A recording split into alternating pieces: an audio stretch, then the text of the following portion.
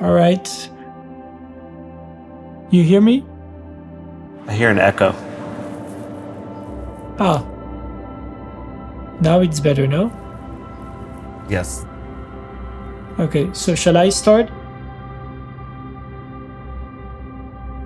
Well, Fashion Week got cancelled. The traditional idea of Fashion Week and fashion shows got cancelled. And I really love fashion shows and I love the emotion. There is this one thing that you can't do in a fashion show, which is put pause and explain where things come from.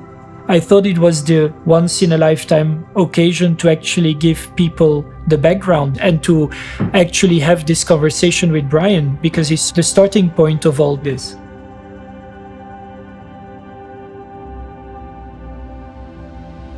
Well, color has always been my thing.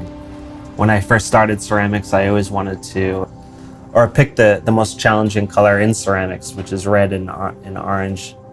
I mean, there's endless combinations of glazes that I could develop, but how can I get as much variation from this one pigment using 15 different formulas of different glazes, if that makes any sense?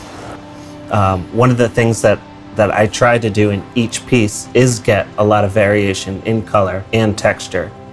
I'll make one sculpture that's all purple, but it'll have like 5 to 10 different glazes with all the same pigment. So there's still a lot of variation and layering of glazes, but all the same pigment. Well, it totally relates to what we do with patina, right, on something very different. But I mean, a brown is never just going to be a brown. A brown is an accumulation of 25 shades of brown. A red is the same. So it's really interesting. I mean, it's been a really new thing for me to work color in that way, to feel free to have 25 shades of a same color. While exactly, before I would break everybody's head over getting one exact tone of a color for like a whole outfit, which would then be totally nerve-wracking because it's really complicated too. But so it's a whole new way of working colors. So it's interesting.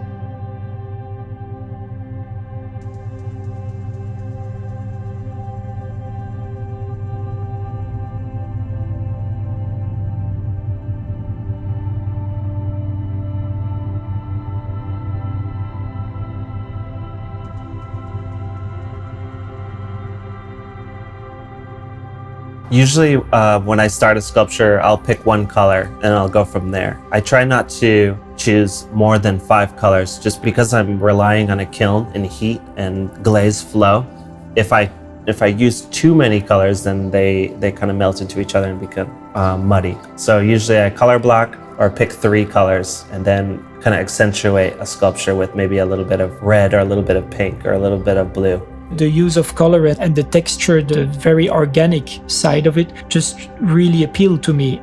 And that's how all this grew.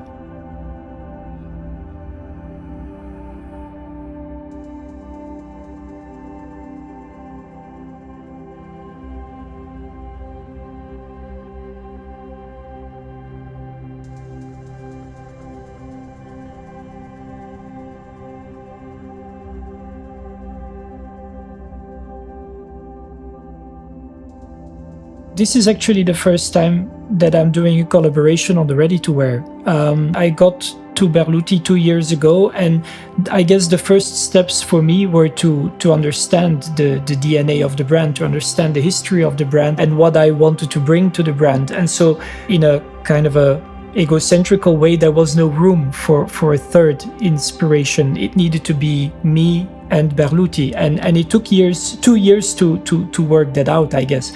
But now I think it's very interesting to bring another inspiration to the table because I feel sufficiently confident, I guess, about the silhouette that I've created over the 2 years. And so just by, I guess, falling in love with the work of Brian, just kind of all at once clicked in my head that it would make for a very good connection. I work with a photographer in Los Angeles who comes to my studio, and the way that we set up my work to be photographed is because I'm working on a 3-dimensional object with that's layered with texture and colors. it's very kind of difficult to translate that into like a JPEG or like a two-dimensional surface. But when it does actually translate to a computer, it's pretty amazing the details that can be captured and the depth that can be captured with in 2D. Even though like my work does command a lot of attention in real life, that'll be interesting to see how that translates.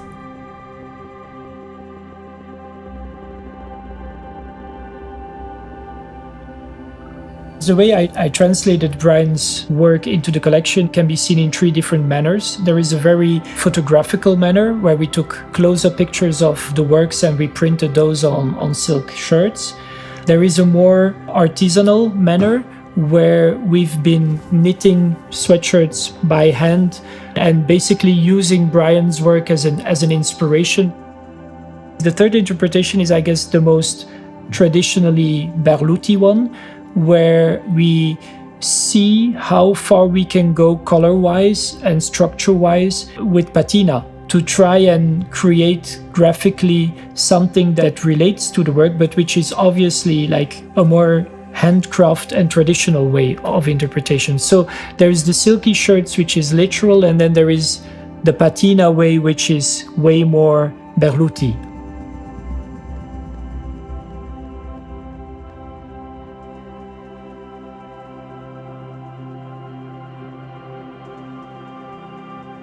When I was researching Berluti, just to see that it was such a prestigious brand, I felt totally comfortable surrendering my work to Chris and the designer to translate it into their own product. I felt totally comfortable with that. People have asked me to do collaborations, and a lot of times there are like ulterior motives with artists working with other artists and all that, but I mean, to work with a big company like Berluti is definitely an honor.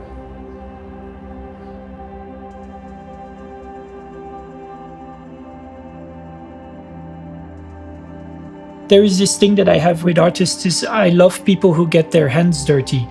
You could see that also in the paintings that I love, or even now what I do at Berluti. It's so much about handcraft. Your work is screaming craft. Thanks. And in that sense, I feel also very comfortable. It makes sense to combine Berluti and your work.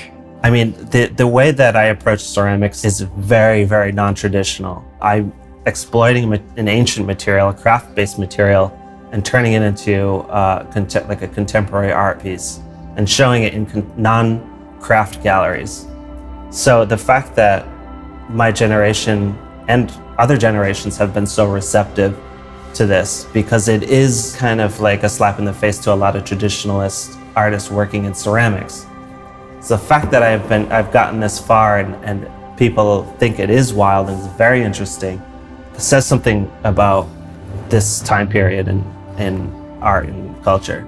But what I love about these, such a positive slap in the face, it's like a positive wake-up call. Right. I'm really happy that I didn't make an all-black collection and that it's so cheerful and it's so much about freedom. So I find it very right for the moment. I agree. I think the art audience needs some cheering up in these times. There's a lot of things going on, and people are inundated with all sorts of crazy information from social media, and sometimes it's best to like tune out a little bit and kind of enjoy the celebration of color and excitement in artworks rather than the depressing concept behind some contemporary art.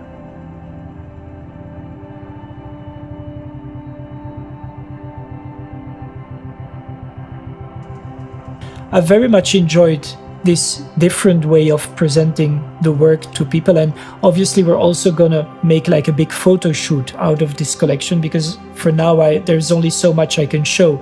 So we will have like a beautiful portfolio of pictures coming out at the end of the year, and people will then discover the whole collection and be able to buy it at the same time. So it's good, it's interesting, and it's nice to be able to explain stuff to people, but I will miss the emotion. So as soon as we can go back to fashion shows and storytelling, I will definitely do that.